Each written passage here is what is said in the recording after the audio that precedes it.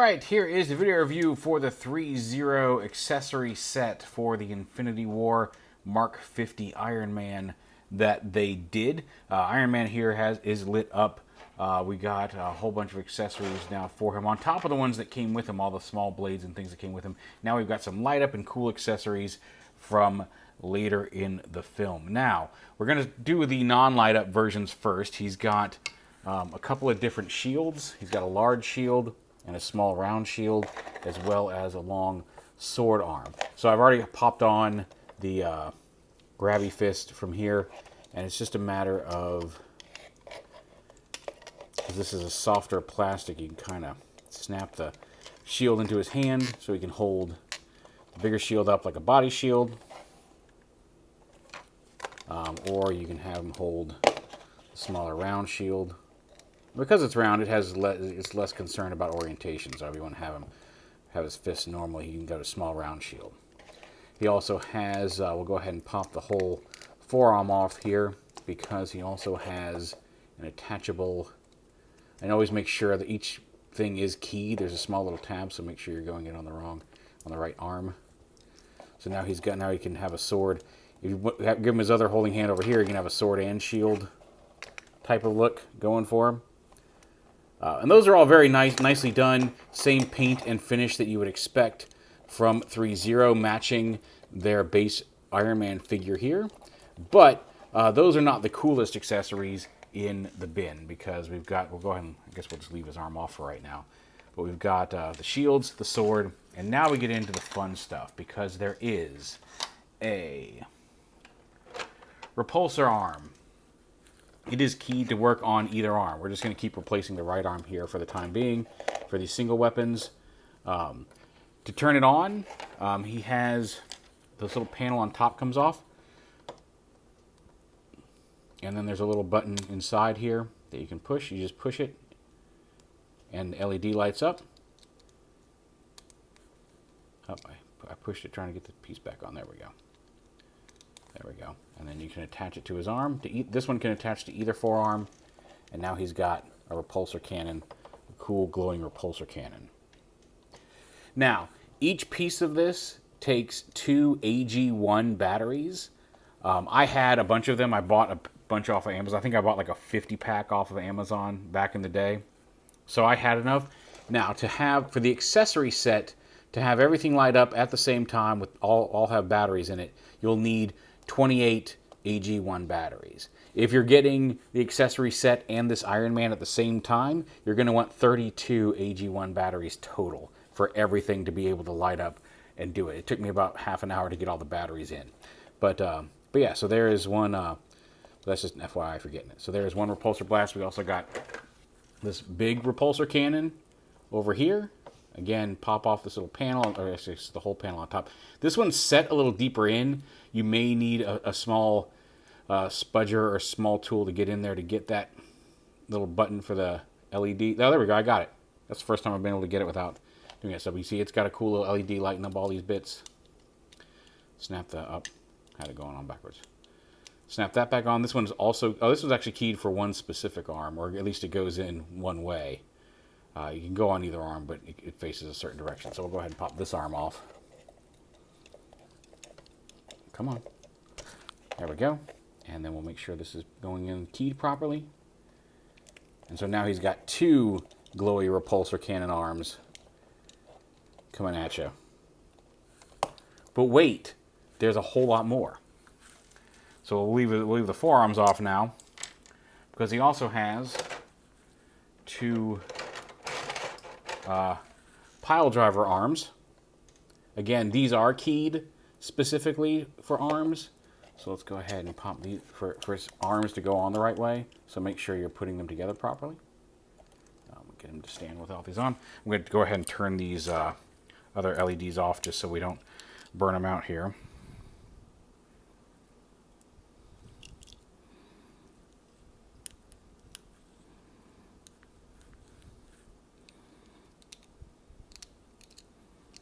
Go back on.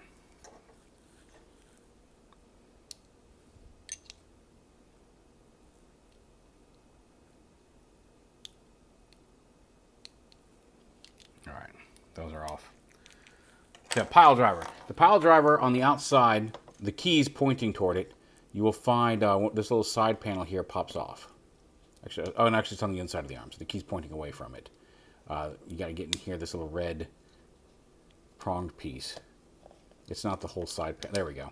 You can see it's just those two prongs directly opposite the key switch. And again, these are a little deep. You might need something, you might need a little small little prying tool or screwdriver or something to turn these on. But see, it lights up pile driver from the side and from the front. Now he's got one pile driver arm. We'll do the same over here, opposite the key. So right here, we're going to pop this panel off. It helps to get in right here at the front of one of these two red prongs is the easiest way to get to it. Again, these are a little deep, so I'm just going to use a screwdriver to turn on that LED. Oh, come on! I hit the. There we go. Hit the button trying to get everything back. If it were that easy, I wish it were that easy with my finger. Anyway, pop those on. Now he's got his big pile driver arms. Cool. Let me see if I can't bring the dim it just a smidge more so you can see the glow really going. Also cool. Get those off out of there.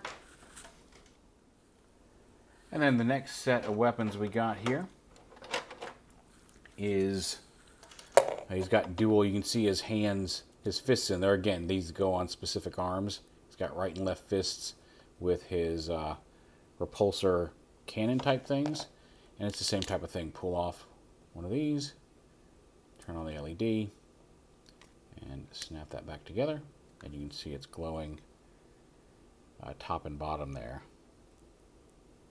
Cool little effect.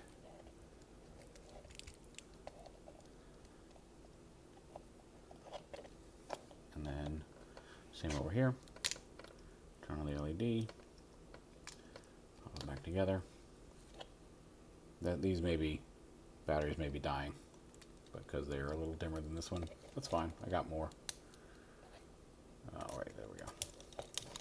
And now he's got one side's definitely brighter than the other. This may have been the ones that I took out of his head, thinking they were dead because I wasn't pushing the button properly. I was trying to slide it as a switch instead of pushing the button. But yeah. Now, there's also, you're already going to see a hole in his back because I've already taken this out. But his back panel pops out. This little centerpiece on the back panel pops out, and he's got a non-glowing, and it's nice that it's got some soft felt here to keep it from scratching any of these pieces up and these little flaps and such. There's two tabs right here, right between or on either side of the ThreeZero logo that plug into his back. So you can really amp him up with, and that can be attached with any of these weapons.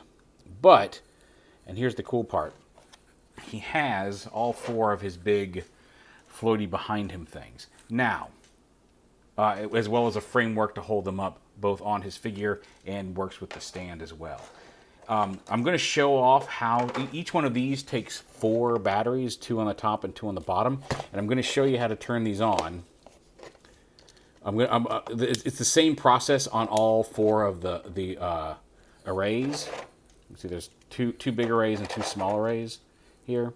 I'm only going to show you one, and then I'll turn them all on off camera and then bring them back in just real quick. We'll do a quick edit because everything else has a nice little pop-off panel. Turn on the battery and put it back together. You're good to go. These you have to unscrew. The screw to put the batteries in and to access them is right here at the back of where it connects to the support structure.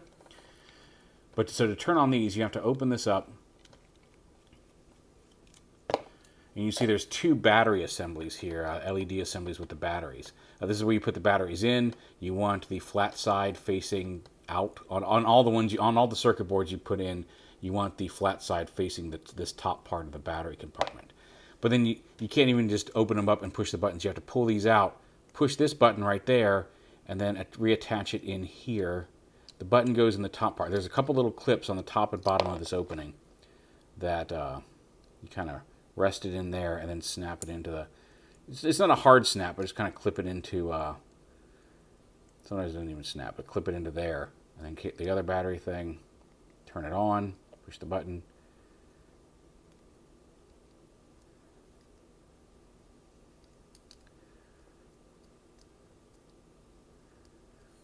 And then get this back.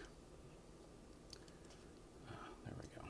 Settled in properly there. And then you take this and reattach it and screw it back on to the assembly. And then you have to do that 4 times. And it's just a little disappointing because these little laser array things are, I think, the showcase piece out of this. There's a lot of really nice pieces. Every one individually is cool, but the big floating, hovering array is the showcase, and it's the biggest pain. And you've got to do that 4 times for every one of these arrays before you even get it set up to LED. And then when you want to turn it off, you have to do the same thing.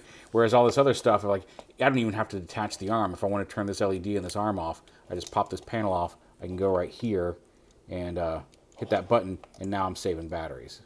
Whereas these, you have to unscrew every single one, set it up, and then and even then, the screw is the access point for the how it attaches to the whole array assembly, which means you can't even do it easily while it's still attached to what you're doing. So anyway, I'm going to go ahead and turn the other 3 of these on, and then we'll attach the array and show how that all works. All right, we're back. We've got everything powered on here now. As you can see, we killed Iron Man, throwing him against the wall. No. So it comes with a support structure for the arrays, just real quick. And you can see it's hinged. It comes packed flat.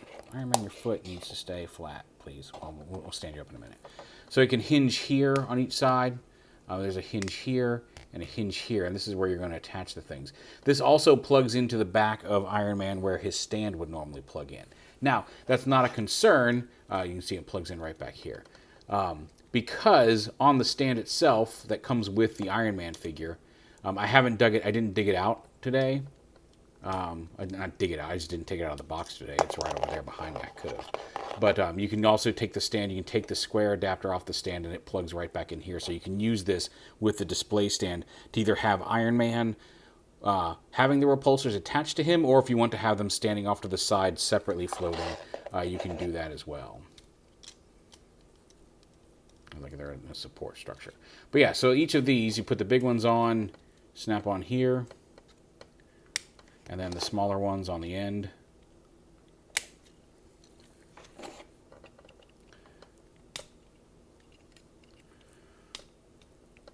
Come here, you.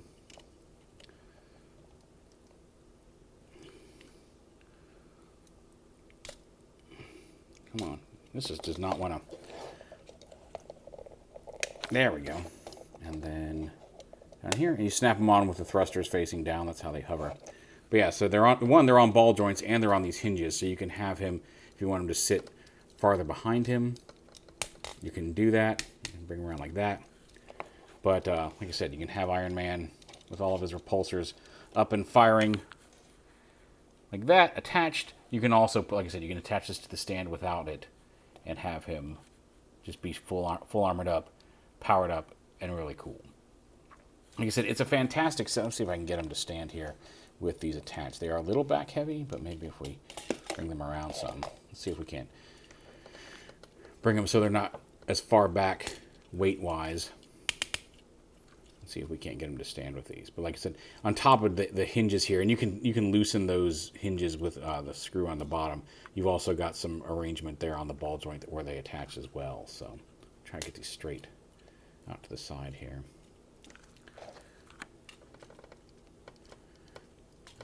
Snap that back in there. There we go, we did it. So there he is, freestanding. There's Iron Man with all of his repulsor arrays and laser arrays and a couple of giant arm cannons, and you can have him with a pile driver and a plasma cannon. You can do whatever you want to really make him look like he's kicking some butt. But yeah, it's a really fantastic set.